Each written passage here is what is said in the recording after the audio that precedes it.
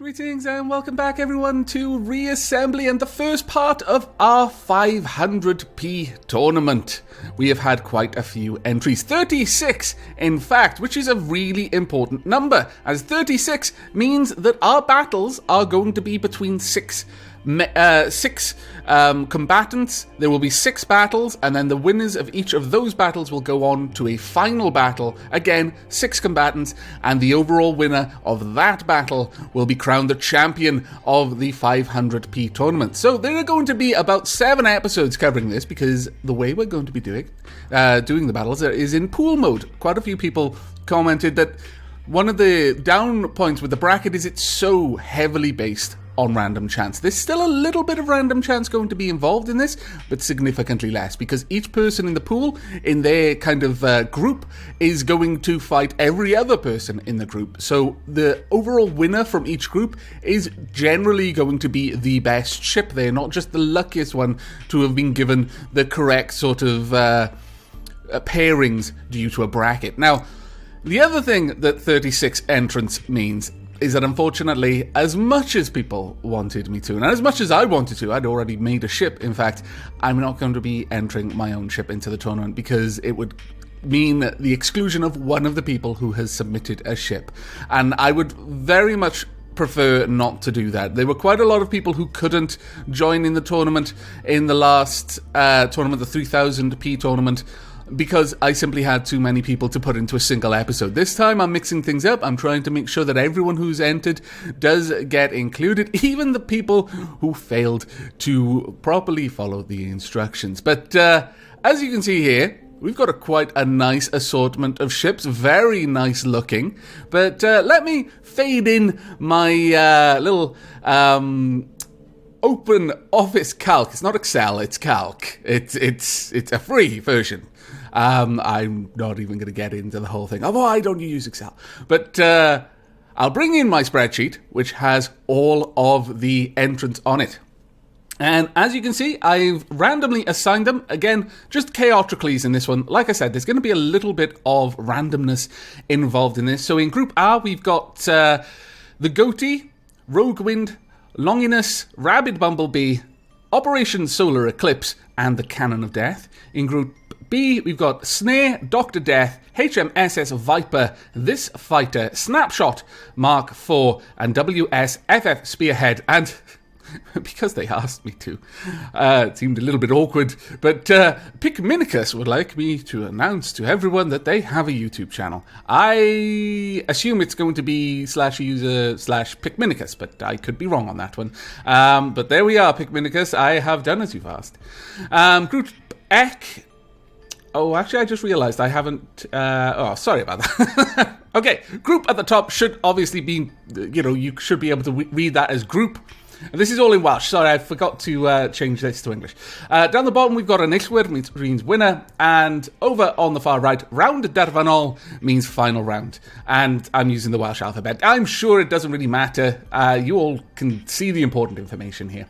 So in Group Ek, we've got Beware, Shieldhead. Now, all of the ones that are marked in yellow are the ones that didn't put their names in brackets, that didn't let me know, as I asked, who they were. So I'm not sure.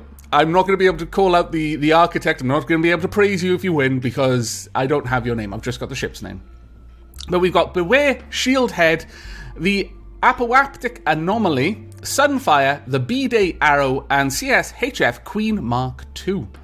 In Group H, we've got Assault Rifle, Rapier, Aziz, Thorfish, Schneville, and Moonin.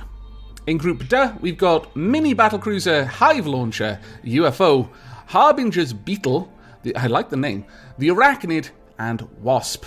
And in Group V, we've got Kabuto, Sakard, Fatal Spike, Sword, Camo 5 Drone Ship 550, and Arrow Tip. So there we go. Those are the groupings, and this episode will be focusing on Group A. So it's the Goatee, Roguewind, Longinus, Rabid Bumblebee, Operation Solar Eclipse, and the Cannon of Death. Now, just to go over how this is going to be run, we're going to be doing it in pool mode. That means every ship is going to fight every other ship, and generally speaking, the ship with the most wins at the end of it is going to be the winner and move forward. However, in a case that there are multiple ships that have a similar number of wins, then it's going to be a little bit more down to me who moves forward. All things told, numbers will trump my judgment. So if, for example, a ship has just patently done better in numbers, then there's no room for judgment. But when that isn't the case, when the numbers are equal, then it's going to come largely down to me as a judge to score the ships. I'm going to be looking at things like their style, the aesthetics. Does it look like an awesome space fighter, or does it look like a brick with guns? You can probably tell which one I'm going to favor in that scenario. How decisively it won its battles. Did one of them stand out as just dominating? Did it, like, its enemies last only a few seconds before they'd been torn apart, whereas the other winners, it went to a timeout? That sort of stuff is all going to be coming in. Also, a theme. If it has a theme, if it's got like a name and it's kind of built the ship to reflect that name, all of these, there's going to be a fair emphasis. If I get involved with the judgments, an emphasis is going to be placed on the aesthetics, on the style of the creation. So it's not literally just going to be brick with guns, it's always going to win. Not necessarily, at least. If it is the overall winner, as in it's won more matches than anyone else in its group, then it's going to move forward. But that is the foreword there.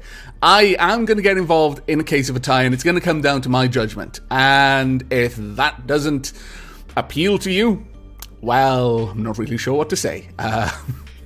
You knew what you were getting into when you signed up for a tournament that was held on my Let's Play channel. Right, now with all of that said and done, I'm going to quickly clear this out. Okay, here we are. So we've got The Goatee by Red Bearded Gamer, Roguewind by Frostflight, Longinus by TTZ, Rabid Bumblebee Revision B by Matthew L, Operation Solar Eclipse by Ara90, and The Cannon of Death by Red Merlin. Now, I'm not sure how long this battle is going to take. I've not really done much with pool mode, but obviously it's going to take a little bit longer than with a bracket. So let's begin. Now, as we can see, all the different lines, these are all going to fight. So first we're going to see Rabid Bumblebee versus Longinus. Ooh, some missiles straight away. Wow, okay. Interesting. The Longinus has already taken out a number of the weapon systems on the Bumblebee. I do like the Bumblebee's color scheme, though. Very Bumblebee-esque. I like it. I like it a lot. The Longinus, though, using lots of lasers for its primary form of damage, and managed to dig all the way through and take out the Bumblebee without too much trouble, honestly, and managed to overwhelm the shield remarkably fast. This time the Bumblebee not doing too bad, but the shield is once again gone, and it looks like the rocket launchers are gone. The Longinus's lasers are doing far, far better on the whole. Though, now they're just running away, so let's speed things up just a little bit. Oh dear. The Bumblebee has been given enough time to rearm its missile launcher. Oh, actually, no, that's not a missile launcher, I don't think. It's a rocket launcher? They seem unguided. Maybe it's even a torpedo launcher. But the Longinus doesn't seem to want to fight this time. It is the point winner, so I mean it could happily win this just by waiting. Speed it up to 4 times speed. It looks like it's going to go to a timeout. Oh no, there we go. They're getting involved again. Let's slow things down. The Longinus doing okay, and ultimately won on a timeout though. A little bit of a shame.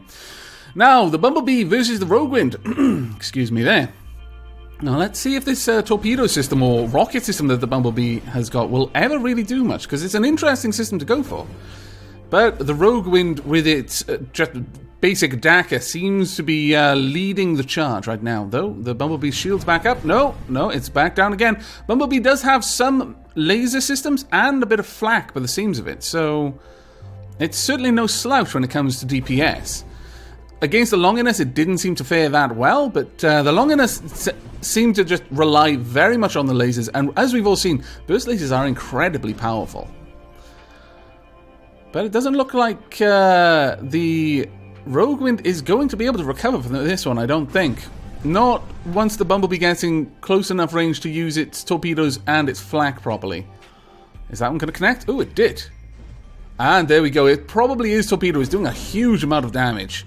Whenever one of those things hits, it clears off a huge part of a ship. Alright, let's see how this one goes. Once again, the Roguewind launched its missiles straight away. Is it going to be able to make use of that? The missile's coming in, but the flak is more than adequate to take that down. I believe it's using flak. No, actually, it's got point defense cannons as well, so I doubt such a small volley of missiles is ever going to overwhelm the Rabid Bumblebee. Still, if the ship gets close enough that it distracts the point defense, but then in the case of the Rogue Wind, I'm not sure it's got the tankiness to be able to really use itself to distract the Bumblebee's point defense weapons. It would probably just melt to them, unfortunately. Okay, let's speed things up because they're quite far apart. There we go. Back in for another round. One good thing for the Rogue Wind is it's repairing very, very quickly. It's very, very swift to undo the damage that's been done. But I don't think it's going to be able to recover, not with such a large point lead for the Rabid Bumblebee. And there we go. Another strike with its torpedo system. And the Bumblebee wins a game. Well done, Bumblebee. Okay, who's up next then? It is against the Goatee.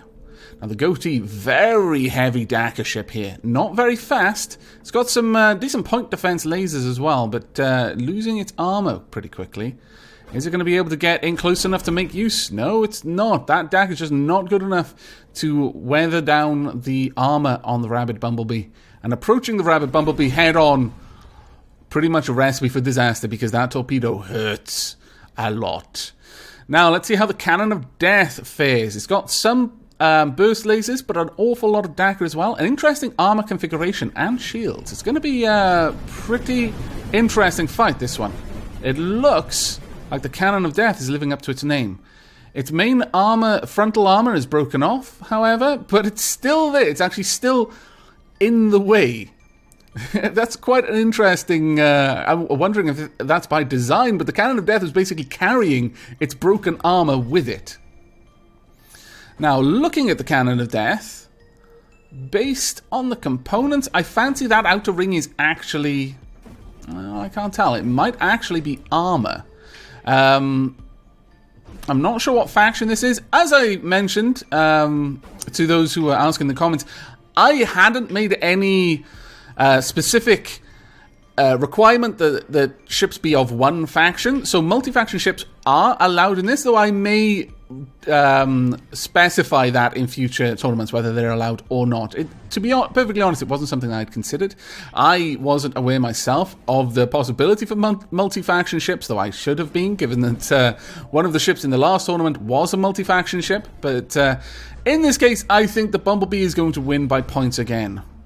The Cannon of Death just cannot get close enough, unfortunately. So let's speed this all the way up. There we go. First win to the Bumblebee. Now, is the Cannon of Death going to be able to do differently this time? No? Is the Bumblebee just going to reverse the whole while? It's possible. Let's speed things up. No, it looks like the Bumblebee is happy enough just to strip the Cannon of Death's armor off and then hit it with torpedoes where it can. Okay, well, that was an interesting one. 3 wins to the Bumblebee, 1 win to Longinus.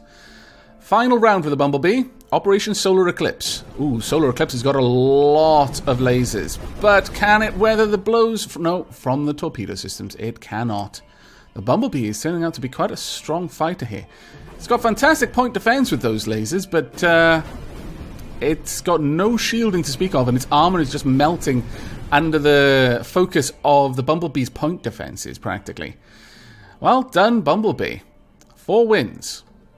Now we're going to see the Longinus versus the Rogue Wind. Rogue Wind's launched its missiles straight away. Are they going to be any match for the Longinus? Interesting fight, this one. It looks like the Rogue Wind may actually overwhelm the Longinus, even though the Longinus was by far the stronger combatant between it and the Bumblebee. It looks like the Longinus just isn't set up for dealing with this many missiles. No, it's going to go down to the missile volley and then the follow-up Dakar from the Rogue Wind itself. That is a very interesting change. And this is the nice thing about having a pool, is we'll see these sorts of things happen. One ship that is strong against another might fail against other ships, which the ship it defeated managed to overwhelm. It'll give for an interesting tournament dynamic, I think. And the missile volley shattered the front of the Longinus's nose, and that's all for the Longinus, I think. Yeah, Rogue Wind moves forward. Well done. First win for Rogue Wind in this group. Okay, Longinus up against the Goatee. Let's see. Another ship that is heavy Dakar, but a much slower ship this time. I'm not sure. Wow! Okay, the Longinus took its time. It felt a little ashamed after the last loss. It wasn't about to let that happen again. And twice. Precision aiming straight for the cockpit. And the goatee went down. Okay, let's see if it can do that versus the Cannon of Death. Cannon of Death, shielded and fairly well armored, but very slow. Very, very slow. The Longinus vastly outranges the Cannon of Death. Yep. Okay, let's bring this down to 2 times speed, because I think it's going to play out exactly the same. Longinus is just going to keep the Cannon of Death at bay and slowly wear it down. There we go. Right, next up, we've got Operation Solar Eclipse. See how you do with your awesome weapon there. Can you bring it to bear? Let's slow down time a little bit. No, it didn't even get a shot off, I don't believe. See how you do this time. Are those drones that you're launching? Or are they missiles? I fancy they may actually be drones. Yes, they are drones. Well, Solar Eclipse, I'm afraid it seems that you are going out here. Yeah, the Longinus wins with another knockout. Well done, Longinus. Okay. Are those actually drones? Yes, they are drones. They are firing. I hadn't seen them actually open fire on a target, which is a bit of a pain, because it's kind of what you want your drones to do. By the way, drones, you're meant to save the mothership by blowing up its enemies. But Operation Solar Eclipse came back with this time. There it is losing its primary weapon straight away. And the drones are launched, and unfortunately, Longinus wasn't having any of it this time. Okay, 4 wins to Longinus, and 4 wins to Rabbit Bumblebee. Let's see how the Rogue Wind does. Oh, Dakar versus Dakar, more or less. Rogue Wind, convincing victory there. And once again, the missiles follow up on the initial attack. Oh, this time... Oh, drat, I was about to say, this time it's managing to fend off the missiles quite well, just as a missile came right from behind and smacked it in the bum. Ah, poor Goatee. You're not having a very good day of it today, are you? Now, this is going to be an interesting one. Can the Dakar overwhelm the armor of the Cannon of Death? I'm not sure. And it looks like the Cannon of Death is slowly burrowing its way through, but has decided to stop attacking for some reason. That is a surprise. Why? I don't know. But if the Cannon of Death doesn't do something, then Rogue Wind will win. Well, Rogue Wind just moved in, waited until his enemy was completely disorientated, and moved in for the kill. Well done, Rogue Wind. You are actually proving to be quite a competent combatant. There we go. That initial missile volley is always quite interesting, because quite a lot of the missiles overshoot, and then once the Rogue Wind is fully engaged, the missiles will swoop in from behind and hit the enemy where it's probably weakest, because most people will armor the front of their ship, not the rear. Okay, the Operation Eclipse has come back from this much damage before, but not this time. Well done, Rogue Wind. Convincing victory there. It looks like we might end up with 3 ships, all with the same number of wins. This is interesting. The Goatee, Cannon of Death, and Solar Eclipse have not won a single round yet. They've won battles, but not rounds. Now, let's see. I fancy the Cannon of Death is going to be able to pull this one back. It's going to be able to secure a victory for itself. But that said, Red Bearded Gamer, if he just maintains that distance... Wow, Red Bearded Gamer, you surprised me there. That was very, very well. The Goatee absolutely destroyed it. Sorry, I was calling it the Goatee, the Red Bearded Gamer there for a moment. I apologize about that. But, no, the Goatee really surprised me there. Just overwhelming Dakar. Very nicely done. Very nicely done. I honestly thought that the Cannon of Death was going to be able to outrange you with this fight, but no, it doesn't seem to be the case. Alright, let's see how it goes with Operation Solar Eclipse. Loads of Dakar in that initial engagement, but the Goatee is now having to deal with the drones. However, I'm not sure Operation Solar Eclipse can really weather that storm long enough for the drones to finish him off. In fact, I'm not even sure where the drones are. I imagine the Goatee has wiped them out. Okay, let's speed up time. There we go. The Goatee is doing a lot of damage, to be fair to it. And it's just going to go to a timeout, I imagine. Either that or the goatee will eventually finish it off. There is a remote possibility that something interesting might happen, so I don't want to just skip through the entire fight. But so when enemies get far away, wow, very good shot there, Operation Solar Eclipse. But when enemies get far away, I'll speed up time quite a lot and then slow it down as they approach weapons range of each other, just so that we can see if anything is actually going to happen or not. Oh, there we go. And the goatee secures another win. It was close there, though. And Solar Eclipse, the last fight of this one, going to be fighting against the Cannon of Death. Let's see how you do. Ooh, that big cannon there. Huge amounts of damage. If only you can fire a little bit more frequently. No, you don't want to fire anymore. Oh, bad luck on that one. That would probably have been enough to get through the Cannon of Death's armor. I'm not sure what kind of fire rate that huge gun has, but it seems to be fairly low. Which is nice, because honestly, I'm certain that RN90 could have gone the giant gun with thrusters route if they'd wanted to, but instead they made a ship. And probably intentionally handicapped it with the weapon system. But we've got a three-way tie. So we've got the Longinus, the Roguewind, and the Bumblebee. Now, I'm going to take a few things into consideration. First and foremost, the Bumblebee has the highest power of all three ships. It's a tough one, this. Honestly, on style alone, I would have chosen the Bumblebee. And I guess because I've said would have, it's kind of betrayed my choice. I would have gone with the Bumblebee on style alone had the Bumblebee been closer to the point value of the Longinus and the Roguewind. However, I'm going to say, and this may come as a bit of a surprise because I really like the Longinus as well, but I'm going to go with Roguewind for this one. Now, the reason is not because Roguewind has the lowest value. It's because Roguewind ultimately defeated Longinus. That's the primary reason that I'm going for that one. Of the two that came to blows, Roguewind seemed to do pretty well against the Longinus. So I'm going to go with Roguewind. Yeah, so there we are. Roguewind by Frostflight has won Group A and will be moving forward to the finals once we get there. Again, each of these episodes will be just long enough to have a single group's battles. So I'll probably be uploading these either one per day or maybe even two per day over the next few days until we get to the final, and then we will find out who wins. But again, congratulations to Frostflight for your victory with the Roguewind. Commiserations to everyone else, but definite congratulations to Rabid Bumblebee and Longinus, because you both did very, very well in that, and it only came down to judges' discretion towards the end, but you both did amazingly well. So I hope you've all enjoyed this episode and will be joining us for the remainder of the tournament. But until then, and as always, do take care.